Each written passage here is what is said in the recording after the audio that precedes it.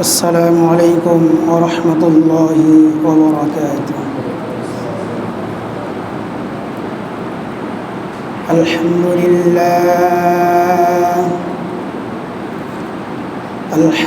لله الأكرم الذي خلق الإنسان وكرم وعلمه من البيان ما لم يعلم، فسبحان الذي لا يحصى امتنانه باللسان ولا بالقلم، ونشهد أن لا إله إلا الله وحده لا شريك له، ونشهد أن سيدنا ومولانا محمدًا عبده ورسوله الذي أرسله الله تعالى بالحق بشيرا ونذيرا وداعيا إلى الله بإذنه وسراجا وقمرا منيرا. أما بعد، فقد قال الله تعالى في كلامه المجيد وفرقانه الحميد: أعوذ بالله من الشيطان الرجيم. بسم الله الرحمن الرحيم.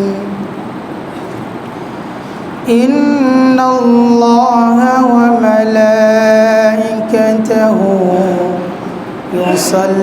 يصلون على النبي يا أيها الذين آمنوا صلوا عليه وسلموا تسليما. আমরা সকলে দরুদ পড়ি। اللهم صل على محمد وعلى آل محمد كما صليت على إبراهيم وعلى آل إبراهيم إنك حميد مجيد. اللهم بارك على محمد وعلى آل محمد كما باركت على إبراهيم وعلى آل إبراهيم إنك حميد مجيد. رب زدني علما، رب زدني علما، رب زدني علما. قال رب اشرح لي صدري ويسر لي أمري واحلل عقدة من لساني يفقه قولي. আলহামদুলিল্লাহ, সেই মহান মালিকের দরবার আলিশানের লাখো কোটি শুকর, যেই মহান মালিক আমাকে আপনাকে আজকের এই মুহূর্ত পর্যন্ত হায়াতকে দীর্ঘায়িত করে সুস্থ রেখে পবিত্র মাহে রমজানের শেষ জুমায় জুমাতুল বিদা দুনিয়ার বিভিন্ন কাজকর্ম থেকে নির্বাচন করে ছাঁটাই করে বাছাই করে জুমার সালাতের জন্য যথাসময়ে উপস্থিত হওয়ার তৌফিক দান করলেন। এই জন্য আমরা প্রত্যেকেই আমাদের অন্তরের অন্তরস্থল থেকে ভালোবাসা নিয়ে হৃদয়ের সবটুকু ভালোবাসা উজাড় করে জবান খুলে একবার কালিমাতুশ শুকর আদায় করি। সকলে পড়ি আলহামদুলিল্লাহ, আবারও পড়ি আলহামদুলিল্লাহ। একই সাথে বিশ্বমানবতার মুক্তির দিশারি, উম্মতের কান্ডারি, রহমতের ভান্ডারি আহমদ মুস্তফা মোহাম্মদ মুস্তফা, সকলে বলি সাল্লাল্লাহু আলাইহি ওয়াসাল্লাম। প্রিয় উপস্থিতি, আমরা পবিত্র মাহে রমজানুল মুবারক মাসের শেষের দিকে একেবারে চলে এসেছি। আমাদের থেকে হাঁটি হাঁটি পা করে একদিন দুই দিন করতে করতে একেবারে আমরা শেষের দিকে উপনীত হয়েছি। আমরা রহমত এবং মাগফিরাত, নাজাত, যে মাসের মধ্যে সবচেয়ে রহমত এবং মাগফিরাত নাজাত রাখা হয়েছে, জানি না আমরা কে কতটুকু রহমত অর্জন করতে পারছি, মাগফিরাত ক্ষমা করাতে পারছি এবং নাজাত জাহান্নাম থেকে আমাদের নামকে মুছে ফেলতে পারছি। সম্মানিত উপস্থিতি, আল্লাহ তাআলা আমাদের জীবন এবং মরণ দিয়েছে পরীক্ষা করার জন্য। অন্য আয়াতে বলেন যে আল্লাহ তাআলা মানব এবং দানবকে সৃষ্টি করার একমাত্র লক্ষ্য এবং উদ্দেশ্য হলো আল্লাহ তাআলার গোলামি এবং দাসত্ব করা, তার ইবাদত করা, তার পরিচয় লাভ করা। আল্লাহ তাআলা বলেন الذي خلق الموت والحياة ليبلوكم أيكم أحسن عملا। আল্লাহ তাআলা যিনি সৃষ্টি করেছেন জীবন এবং মরণ, লিয়াবলুয়াকুম আইয়ুকুম আহসানু আমালা, যাতে করে তোমাদের মধ্যে সর্বোত্তম দামি ইবাদতকে করতে পারে, এই জন্য তোমাদেরকে জীবন এবং মরণ দেওয়া হয়েছে। এই আয়াতের প্রথমে আল্লাহ তাআলা বলেন আল্লাযী খালাকাল মাউতা। আগে মরণ, মানুষের জীবন দেওয়ার পূর্বেই তার মরণকে নির্ধারণ করা হয়েছে, তার মরণকে সৃষ্টি করা হয়েছে। ওয়াল হায়াত, তারপরে জীবন দেওয়া হয়েছে। কারণ আল্লাহ তাআলা এই মানুষকে পরীক্ষা করতে চান। এই দুনিয়ার জগৎটাই হচ্ছে পরীক্ষার হল। আমি আপনি ভালো কাজ করলে পরকালে এর ভালো ফলাফল পাব, এবং খারাপ কাজ করলে, গুনাহের কাজ, পাপের কাজ করলে পরকালে এর মন্দ পরিণাম অর্থাৎ খারাপ ফলাফল আমি আপনি পাব।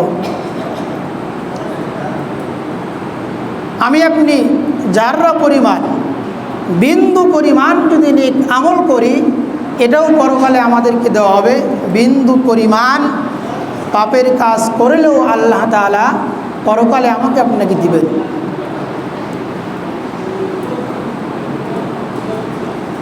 الذي خلق الموت والحياة ليبلوكم أيكم أحسن عملا।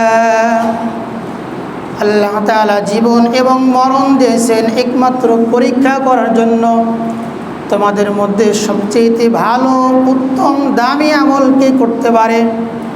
এখানে সবচেয়ে বেশি আমল কে করতে পারে সে কথা না, সবচেয়ে ভালো কোয়ান্টিটির কোনো মূল্য নাই, সবচেয়ে কোয়ালিটি, অর্থাৎ আমার নামাজের কোয়ালিটি কেমন, আমার নামাজের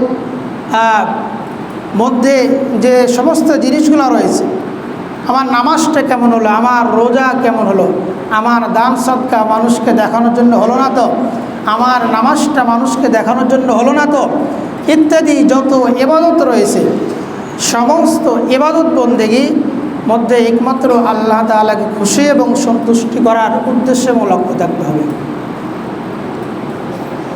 আল্লাহ তাআলা বলেন, وَمَا خَلَقْتُ الْجِنَّ وَالْإِنسَ إِلَّا لِيَعْبُدُونَ। একমাত্র মানুষ এবং জিনকে, মানব এবং দানবকে সৃষ্টি করেছেন তার পরিচয় লাভ করার জন্য, তার গোলামি দাসত্ব করার জন্য। মুহতারাম হাজিরিন, এই কথাগুলো বলার উদ্দেশ্য হলো, আমাদের থেকে রমাদান চলে যাচ্ছে। আল্লাহ রসুল তিরমিজি বা অনেক হাদিসে বলেন যে ওই ব্যক্তির নাক ধুলায় ধর্ষিত হোক, ধ্বংস হোক, যে পবিত্র মাহে রমাদানুল মাস পেল, এখনও গুনাহ মাফ করাইতে পারল না, এখনও জাহান্নাম থেকে তার নামটা কাটাইতে পারল না। এই জন্য আমাদেরকে বেশি বেশি ইস্তিগফার করতে হবে। হয়তো বা সামনে আমরা এখন গুনব 5টি বা 6টি রোজা আছে। আমাদের যতটুকু সময় রয়েছে আমরা বেশি বেশি ইস্তিগফার এবং তওবা করব। আল্লাহ তাআলা মাফ করার জন্য প্রস্তুত, কিন্তু আমরা ক্ষমা চাইতে জানি না, মাফ চাইতে জানি না। একমাত্র রমজান দেওয়ার উদ্দেশ্য হলো মানুষকে মাফ করে পরিষ্কার পরিচ্ছন্ন করা। 11টি মাস সে যে গুনাহে লিপ্ত ছিল, পাপে লিপ্ত ছিল, আল্লাহ তাআলা এই রমজানুল মাসে তাকে ক্ষমা করার জন্য, মাফ করার জন্যই রমজান দিয়েছে।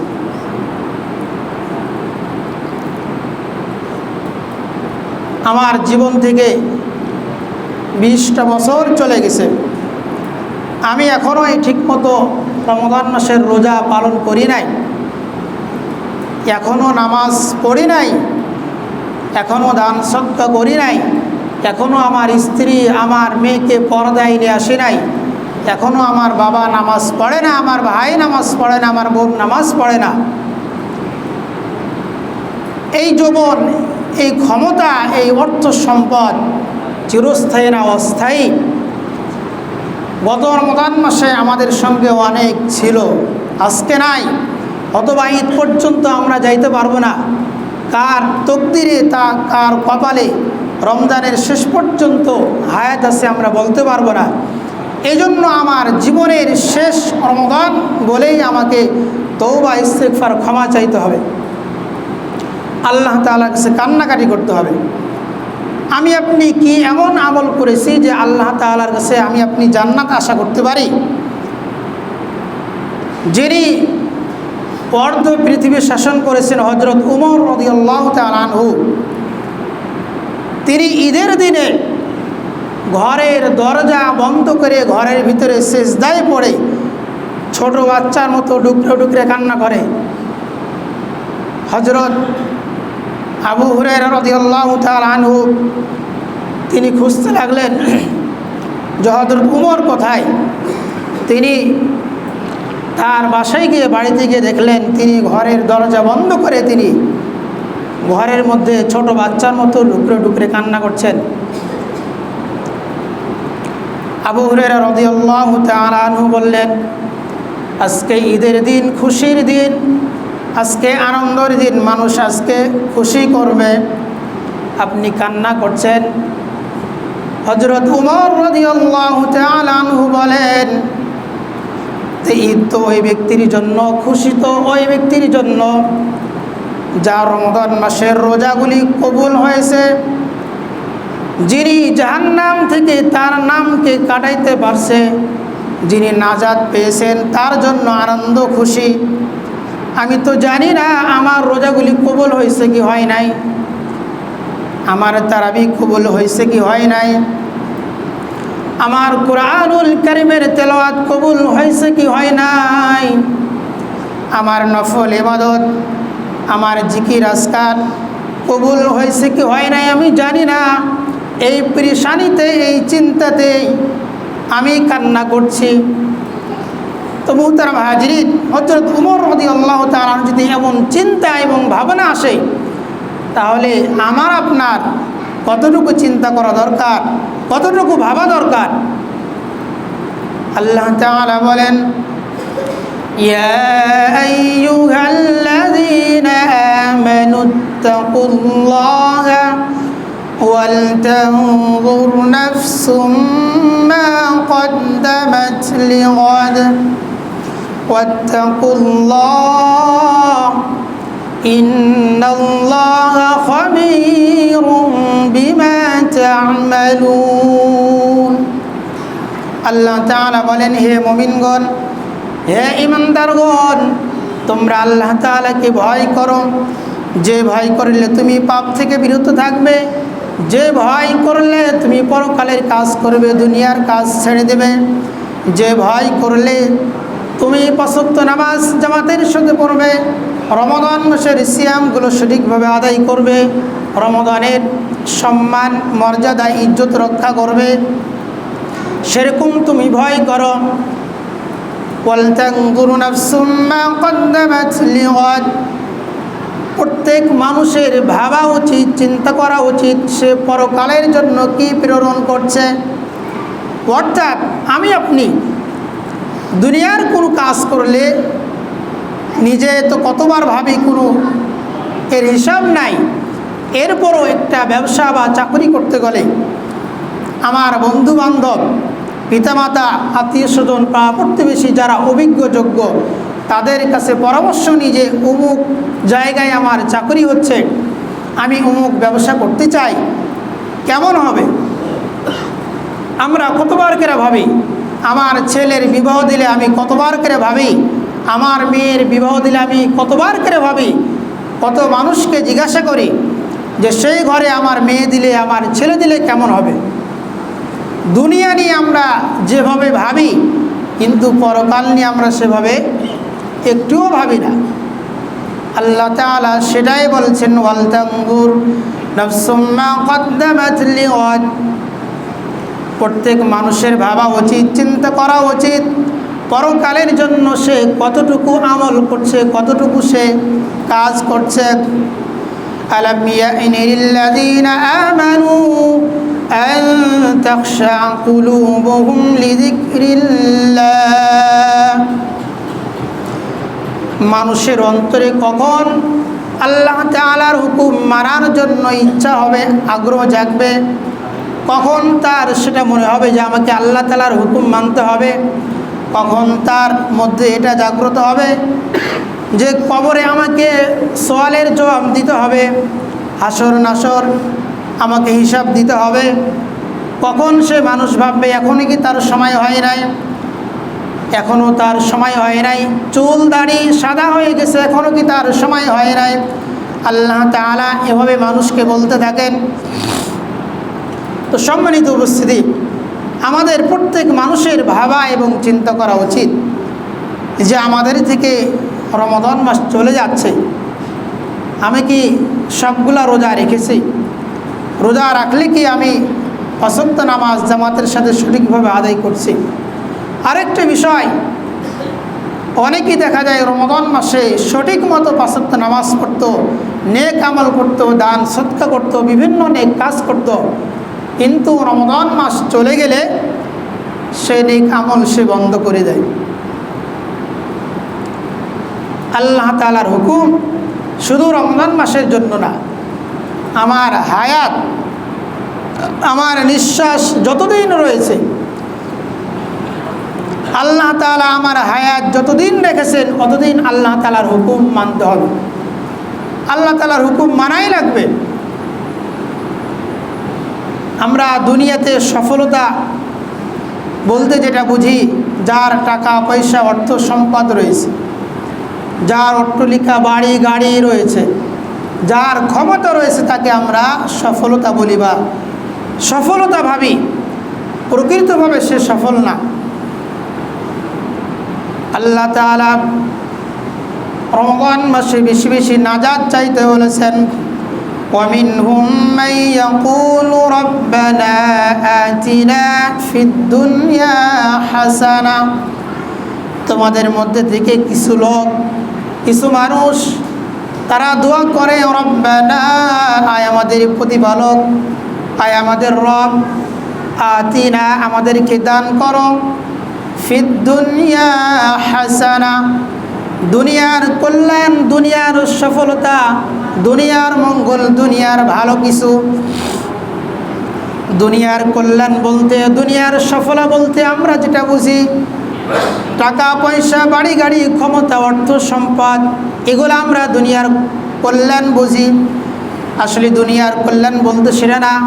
দুনিয়ার সফলতা হলো যে সুস্থ থাকা অবস্থায় দুনিয়ার হায়াত পেয়েছে, হায়াত পাওয়ার অবস্থায় সে রমজান মাস পেয়েছে, রমজান মাসে সিয়াম পালন করেছে, নামাজ আদায় করেছে। দুনিয়াতে যতদিন সে হায়াত পেয়েছে, আল্লাহ তাআলার হুকুম সে সঠিকভাবে পালন করেছে, সেই হলো দুনিয়াতে সফলতা পেয়েছে। وَمِنْهُمْ مَنْ يَقُولُ رَبَّنَا آتِنَا فِي الدُّنْيَا حَسَنَةً। তোমাদের মধ্যে থেকে কিছু লোক আল্লাহ তাআলার কাছে ফরিয়াদ করে এবং কান্নাকাটি করতে থাকে, আহাজারি করতে থাকে, আয় আমাদের রব, আমাদেরকে দুনিয়ার কল্যাণ এবং মঙ্গল দান করো। অর্থাৎ আমার সন্তান যদি নামাজি হয়, আমার সন্তান যদি কোরআনওয়ালা হয়, আমার সন্তান যদি মুত্তাকি হয়, তাহলে দুনিয়াতে আমার সন্তান মুত্তাকি হলে আমার দুনিয়া মঙ্গল, দুনিয়া সফলতা আমি অর্জন করতে পারছি। আমার মেয়ে যদি পর্দানিশীন হয়, নামাজি হয়, আমার স্ত্রী যদি নামাজি হয়, আমার স্ত্রী যদি পর্দানিশীন হয়, আমার পরিবারে যদি প্রত্যেকে নামাজি হয়, তাহলে দুনিয়ার মঙ্গল এবং দুনিয়ার সফলতা। وَمِنْهُمْ مَنْ يَقُولُ رَبَّنَا آتِنَا فِي الدُّنْيا حَسَنَةً। তোমাদের মধ্যে কিছু লোক তার প্রভুর কাছে, তার রবের কাছে কান্নাকাটি করে, আহাজারি করে ডাকে, আয় রব, দুনিয়ার যত কল্যাণ, দুনিয়ার যত মঙ্গল রয়েছে, আমাদের সবগুলো দান করো। وَمِنْهُمْ مَنْ يَقُولُ رَبَّنَا آتِنَا فِي الدُّنْيا حَسَنَةً وَفِي الْآخِرَةِ حَسَنَةً وَقِنَا عَذَابَ النَّارِ। পরকালের কল্যাণ এবং মঙ্গল, এই আয়াতের মধ্যে তিনটি শব্দ রয়েছে। দুনিয়ার মঙ্গল এবং দুনিয়ার সফলতা, পরকালের মঙ্গল এবং সফলতা। পরকালের সফলতা বলতে কি, মরণের পরে কবরে আমাকে সওয়াল করা হবে, প্রশ্ন করা হবে। এই প্রশ্নের জবাব যদি আমি আপনি সঠিকভাবে দিতে পারি, তাহলে কবরে আমি আপনি সফল। আর কবরেই যদি আমি আপনি সফল হতে পারি, কবর থেকে কিন্তু আমার আপনার জান্নাত শুরু হয়ে যাবে। আল্লাহ রাসূল সাল্লাল্লাহু আলাইহি ওয়াসাল্লাম বলেন, মান মাতা ফাকাদ কামাত কিয়ামাতুহু। মানুষ মরার পরে কবরটা কোনো মানুষের জন্য জাহান্নামের একটা টুকরা হয়ে যায়, আর কোনো মানুষের জন্য এই কবরটা জান্নাতের একটা বাগিচা হয়ে যায়। অর্থাৎ সেই মানুষ যদি দুনিয়াতে ভালো কিছু করে যেতে পারে, নেক আমল করে যেতে পারে, পরেশগার মুত্তাকি হতে পারে, কবরের প্রশ্নের উত্তর দিতে পারে, তাহলে কবর থেকে, কবরে শুয়ে থেকে সে জান্নাতের নাজ নিয়ামত ভোগ করতে পারে। সুবহানাল্লাহ।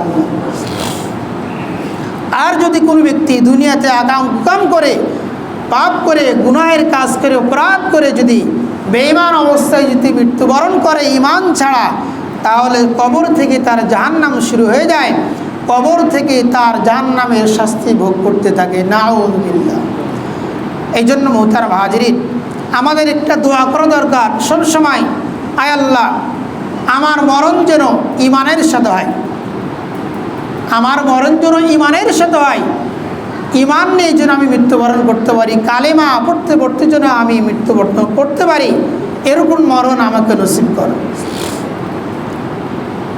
ওয়াফিল আখিরাতি হাসানা, তোমাদের মধ্যে কিছু লোক পরকালের মঙ্গল এবং সফলতা চাই, অর্থাৎ আল্লাহ তাআলার কাছে কান্নাকাটি করতে হবে, আয় আল্লাহ আমার মরণটা যেন ঈমানের সাথে হয়, তাহলে আমি পরকালে সফল হতে পারবো।